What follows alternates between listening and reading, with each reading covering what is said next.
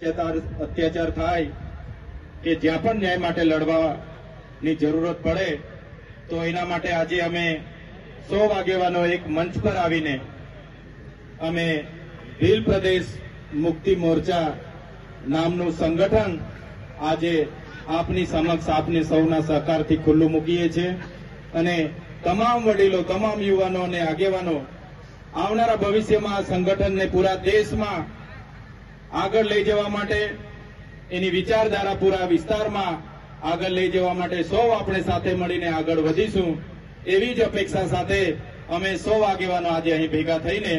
100 યુવાનો એક મંચ પર આવીને આજે ભીલ પ્રદેશ મુક્તિ મોરચાનું સંગઠન જાહેર કરીએ છીએ અને આવનારા દિવસોમાં આ સંગઠનની વિવિધ વિંગ એટલે કે ભીલ પ્રદેશ વિદ્યાર્થી મોરચા, ભીલ પ્રદેશ કિસાન મોરચા, ભીલ પ્રદેશ મહિલા મોરચા કે ભીલ પ્રદેશ યુવા મોરચા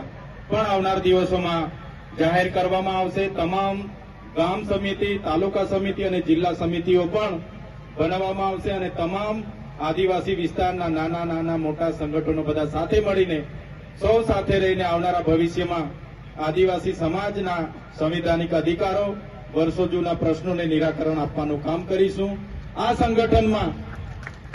તમામ પક્ષ પાર્ટી, તમામ ધર્મ સંપ્રદાયો, તમામ સામાજિક સંગઠનોને